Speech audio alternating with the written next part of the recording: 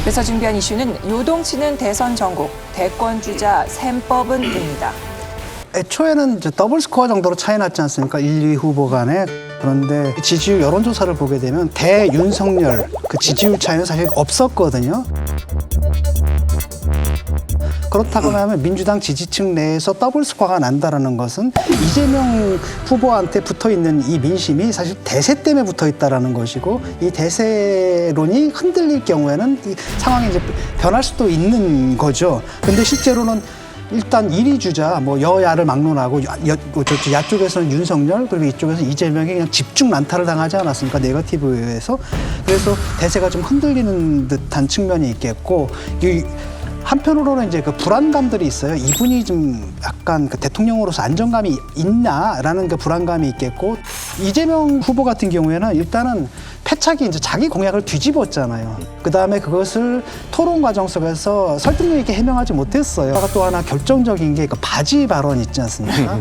이런 것은 저분이 감정 절제가 잘 안 되는구나라는 인식을 심어서 이 불안감을 줬고, 그게 이제 역으로 이낙연 후보를 안정감 있는 후보로 보이게 만든 측면이 있는 거죠.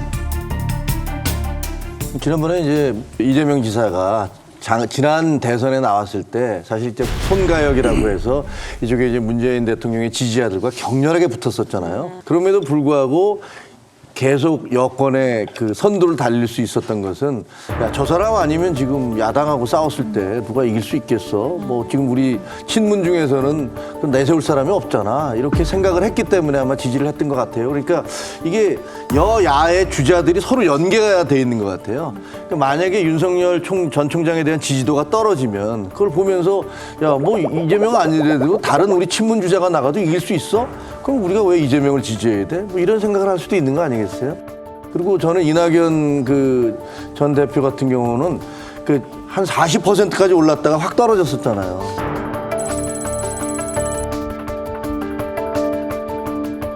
근데 이게 다시 올라오기는 정말 어렵거든요. 그래서 깜짝 놀랐어요. 오, 이거 정말 만만치 않구나. 가면 갈수록 지금 우리 이상민 위원장님 좋아하시겠지만 여권의 선거 구도가 재밌어진다. 그런 생각이 드네요. 저희는 이제 잘 공정하게 하는 것도 목적이지만 네. 또 우리 당 후보들이 잘 부각되고 당이 좀 흥미진진하게 해서 국민들이 시선을 꽉 잡는 게 또 선거관리위원회 임무규대해서 이재명 후보, 이낙연 후보뿐만 아니라 다른 후보들 정세균, 박용진, 김두관, 추미애 후보가 좀 흥미진진하게 치열하게 좀 했으면 좋겠어요. 치열하게 붙어라라고 한 일주일 전쯤에 말씀드렸더니 너무 요새는 치열하게 해서 요새는 엄중하게 경고한다고 어떻게 하고 있습니다. 지금 말씀하신 것처럼 뭐 위원장 입장에서는 좀 더 핫하게 정책을 중심으로 해서 논쟁이 붙었으면 좋겠다 이런 바람을 가지고 계시는 것 같은데요. 그런데 지금 정책은 멀리 가버리고 이 마타도어가 아주 중심이 되어버렸다 이렇게 얘기할 수 있을 것이고요. 한편에 있어서는 소위 그 군필 원팀 이라고 하는 또 포스터도 돌아다녔죠. 이거 자체가 처음에 출발할 때 우리는 원팀이다라고 얘기했던 것을 결국 이렇게 팀이 나눠지고 있는구나 보여주는 효과도 있었던 것이 사실이죠. 비열한 거죠. 왜냐하면은 군을 갈 수 없는 사람들이잖아요. 산업 현장에서 다친 건데 그런 걸 공격한다는 건 정말 비열하다는 생각이 들고, 거기에 대한 김두관 더불어민주당 의원의 태도하고 박용진 더불어민주당 의원이 지적을 했잖아요. 그건 제가 평가합니다. 잘한 거예요. 이렇게 해줘야 돼요.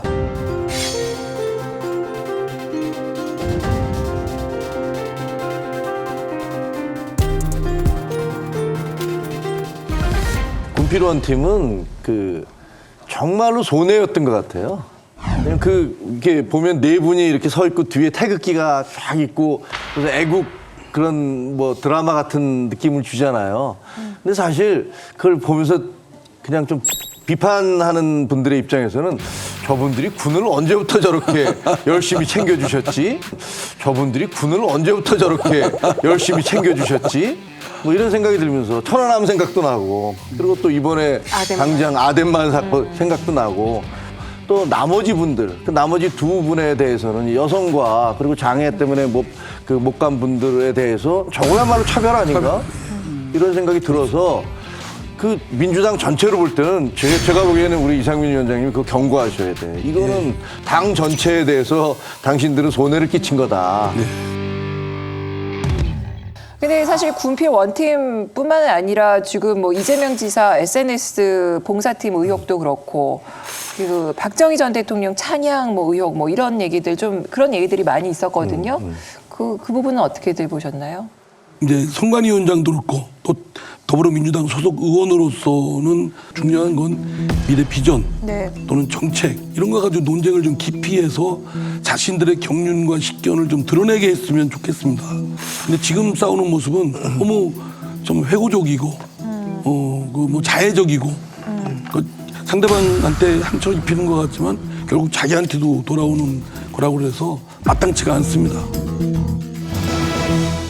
이 도지사 시절에 박정희 전 대통령에 대해서 찬양했다라고 하는 게 이재명 지사 측에서 나오고 있는 얘기인데요. 사실 동서화합이라고 하는 것과 찬양이라고 하는 게 어떻게 보면 동전의 양면이다 이렇게 얘기할 수 있겠죠. 그 당시에 지사를 할 때 경남지사와 더불어서 동서화합 차원에서 여러 가지 행사를 했고 그 중에 하나이다 이렇게 알려지고 있습니다. 그렇게 보면 사실 이해할 만한 부분이 있고요. 그에 반해서 지금 이재명 지사 측의 소위 SNS 팀과 관련되어 있다라고 하는 의혹이 나오고 있는 것은 물론 이것에 대해서는 실질적으로 조사가 들어가 봐야 되겠습니다만은 상당히 우려할 만한 부분이 있다 이렇게 얘기할 수 있겠죠. 이분이 성남시장을 할 때에도 SNS 팀장을 했다라고 알려지고 있죠. 그렇게 보면 상당히 오랜 기간 관계가 있었던 것이 아니냐 이렇게 추정할 수 있는 부분이 있는 것은 사실이고 또 그 텔레그램 방에서 소위 대책 문건 뭐 이런 것들은 소위 뭐 드루킹 등의 댓글팀에서 운영되었던 방식과 일부 유사한 것이 아니냐 이렇게 의심할 수 있는 부분이 분명히 있는 것은 사실이다. 근데 이분은 제가 임명한 사람도 아니고 제가 저하고 사진을 찍었다는데 저는 사실 그 사람을 몰라요. 그분이 대통령하고 찍은 사진도 있던데요. 예, 이번에 뭐 다니면서 사진을 많이 찍었던 것 같아요. 근데 이런 개별적인 일에 제가 관여했다고 단정하는 것도 그렇고, 제가 임명했다고 이 허위사실 공표하는 것도 그렇고, 이런 허위사실로 맡아 흑색선전하는 것은 좀 자중해 주시면 좋겠다. 이재명 지사가 초반에는 좀 여유가 있었잖아요. 경선에서는 뭐 이길 것이다. 더 중요한 것은 본선에 갔을 때 원팀 기조를 유지하는 게 중요하다라고 해서 사실은 굉장히 그 네거티브로 자제해 왔던 걸로 기억하거든요. 근데 이제 아마 그걸 패착으로 보시는 것 같아요. 두들겨만 먹고 반격을 못 하니까. 그래서 요즘 이제 또 다시 이제 반격에 나선 거고, 저는 이재명 지사 캠프에서 뭐 사람을 시켜가지고 했을 거라고 보지 않거든요. 마치 김경수 도지사 사건 같은 경우에도 캠프에서 시켰을 것 같지는 않아요. 왜냐면 몰랐기 때문에 자기들이 고소한 거 아니야. 고발한 거잖아요.